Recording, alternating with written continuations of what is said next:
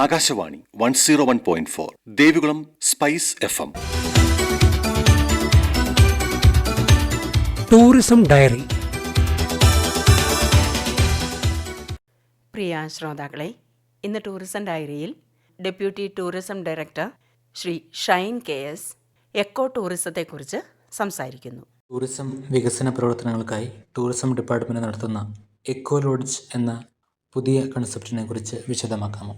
Kerala tourism വകുപ്പ് സ്വദേശി ദർശൻ എന്ന കേന്ദ്ര സർക്കാരിൻ്റെ പദ്ധതി ഉപയോഗിച്ച് ഇടുക്കിയിൽ നിർമ്മിച്ച 2 പ്രൊജക്ടുകളാണ് എക്കോ ലോഡ്ജ് ഇടുക്കിയും എക്കോ ലോഡ്ജ് പീരുമേടും. ഇത് പൂർണ്ണമായിട്ടും എക്കോ ഫ്രണ്ട്ലി കൺസെപ്റ്റ് ഫോളോ ചെയ്താണ് ചെയ്തിട്ടുള്ളത്. പൂർണ്ണമായും തേക്ക് തടിയിൽ നിർമ്മിച്ച കോട്ടേജുകളാണ് ഇടുക്കിയിലെ എക്കോ ലോഡ്ജ് കോട്ടേജ്. 12 കോട്ടേജ് ഉണ്ട്. അത് മനോഹരമായ ഒരു സ്ഥലത്താണ്. ഇടുക്കി ഡാമിന്റെ പരിസരത്താണ് എക്കോ ലോഡ്ജ് സ്ഥിതി ചെയ്യുന്നത്. അതിന്റെ റൂം റെന്റ് 3500 പ്ലസ് GST ആണ്. പിന്നെ അതുകൂടാതെ 12 കോട്ടേജുകൾ പീരുമേടും നമ്മൾ പണി കഴിപ്പിച്ചിട്ടുണ്ട്. അതും സ്വദേശി ദർശന്റെ ഭാഗമായിട്ട് കേരള സർക്കാർ സംയുക്തമായിട്ട് ചെയ്ത ഒരു പ്രൊജക്റ്റാണ് ഈ eco lodge concept. Peermade eco ലോഡ്ജിന്റെ ഒരു ദിവസത്തെ വാടക 3000 രൂപ ടാക്സുമാണ്. അതിൽ ഈ 2 എക്കോ ലോഡ്ജുകളും നേരത്തെ പറഞ്ഞ പോലെ പൂർണ്ണമായും എക്കോ ഫ്രണ്ട്ലി ആയിട്ടുള്ള കൺസെപ്റ്റ് ഫോളോ ചെയ്ത് നിർമ്മിച്ചിട്ടുള്ളതാണ്. അതുകൂടാതെ പൂർണ്ണമായും തടിയിൽ നിർമ്മിച്ചിട്ടുള്ള ഒരു സംവിധാനമാണ്. തടിയിൽ നിർമ്മിച്ചതെന്ന് പറഞ്ഞു കഴിഞ്ഞാൽ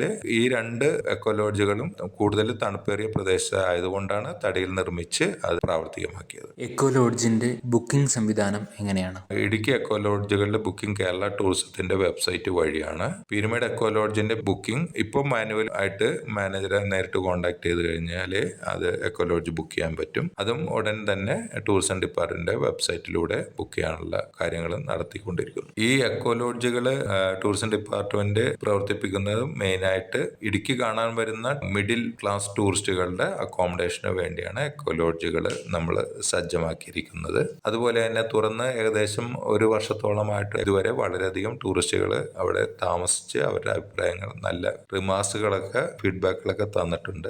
ജില്ലാ ടൂറിസം വകുപ്പുമായി ബന്ധപ്പെട്ട് ഇടുക്കി ജില്ലയിൽ ടൂറിസം മേഖലയിൽ എന്തൊക്കെ കർമ്മ പദ്ധതികളാണ് നിലവിൽ നടന്നുകൊണ്ടിരിക്കുന്നത്? ഇടുക്കി ജില്ലയിലുള്ള മെയിനായിട്ടുള്ള ടൂറിസം ജില്ലാ ടൂറിസം പ്രൊമോഷൻ കൗൺസിൽ വഴി നടപ്പിലാക്കിക്കൊണ്ടിരിക്കുന്ന പ്രൊജക്റ്റാണ് വാഗമൺ അഡ്വഞ്ചർ പാർക്ക്. 2016 കേരള ഗവൺമെന്റും കേന്ദ്ര ഗവൺമെന്റിന്റെയും സ്വദേശി ദർശൻ പദ്ധതിയിൽ ഉൾപ്പെടുത്തിയാണ് അത് പൂർത്തീകരിച്ചിട്ടുള്ളത്. ദിവസേന ഏകദേശം ഒരു 8000-ഓളം ടൂറിസ്റ്റുകൾ വന്ന് എൻജോയ് ചെയ്യുന്ന സ്ഥലമാണ് ഇടുക്കി അഡ്വഞ്ചർ വാഗമൺ പാർക്ക്. അതുപോലെ തന്നെ വാഗമണിലെ മൊട്ടക്കുന്നുകൾ, വാഗമൺ പ്രദേശത്തിന്റെ സൗന്ദര്യം നുകരാൻ വരുന്ന ടൂറിസ്റ്റുകൾക്ക് ഏറ്റവും നല്ല സമയം ചെലവഴിക്കാവുന്ന ഒരു സ്ഥലമാണ് മൊട്ടക്കുന്നുകൾ. അവിടെ അടിസ്ഥാന സൗകര്യങ്ങൾ എല്ലാം തന്നെ അവിടെ ഒരുക്കിയിട്ടുണ്ട്. അവിടെ ടോയ്ലറ്റ് ഉണ്ട്, സിപ്പ് ലൈൻ ഉണ്ട്, ബോട്ടിങ്ങിനുള്ള സൗകര്യങ്ങളും എല്ലാം തന്നെ ഒരുക്കിയിട്ടുണ്ട്. പിന്നെ വാഗമൺ അഡ്വഞ്ചർ പാർക്കിലെ മെയിനായിട്ടുള്ള അട്രാക്ഷൻ എന്ന് പറഞ്ഞാൽ ടൂറിസം ഡിപ്പാർട്ട്മെന്റ് DTPCയും PPP മോഡലിൽ, പബ്ലിക് പ്രൈവറ്റ് പാർട്ണർഷിപ്പ് മോഡലിൽ ചെയ്തിട്ടുള്ള ഒരു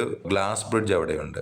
അത് ഇംപ്ലിമെന്റ് ചെയ്ത സമയത്ത് കേരളത്തിലെ ഏറ്റവും നീളം കൂടിയ കാൻഡിലിവർ ടൈപ്പ് ഗ്ലാസ് ബ്രിഡ്ജ് ആയിരുന്നു. കൂടാതെ ഈ ലൊക്കേഷനിൽ തന്നെയാണ് പാരാഗ്ലൈഡിംഗ് ആക്ടിവിറ്റീസ് നടത്തുന്നത്. പാരാഗ്ലൈഡിംഗ് ആക്ടിവിറ്റിയുടെ പ്രത്യേകത എന്ന് പറഞ്ഞാൽ ലാൻഡ് ചെയ്യുന്നതും ടേക്ക് ഓഫ് ചെയ്യുന്നതും ഒരേ സ്ഥലത്ത് നിന്ന് ലാൻഡും ടേക്ക് ഓഫും ചെയ്യാനുള്ള സൗകര്യം ഉള്ള ദക്ഷിണ ഇന്ത്യയിലെ ഏറ്റവും മികച്ച സ്ഥലമാണ് വാഗമൺ പാരാഗ്ലൈഡിംഗ് പോയിന്റ്. അതുകൂടാതെ മൂന്നാർ ബൊട്ടാണിക്കൽ ഗാർഡൻ, അത് കേരള ടൂറിസം ഡിപ്പാർട്ട്മെന്റും DTPCയും PPP മോഡലിൽ ചെയ്ത് വികസിപ്പിച്ച ഒരു സ്ഥലമാണ് ബൊട്ടാണിക്കൽ ഗാർഡൻ മൂന്നാർ. അവിടെയും ദിവസേന ഏകദേശം ഒരു 4000-നും 5000-നും ഇടക്ക് ടൂറിസ്റ്റുകൾ സന്ദർശിച്ചു പോകുന്ന സ്ഥലമാണ് മൂന്നാർ ബൊട്ടാണിക്കൽ ഗാർഡൻ. ടൂറിസം ഡയറിയിൽ ഇതുവരെ നമ്മോട് സംസാരിച്ചത് department of tourism Idukki deputy director Shri Shine KS.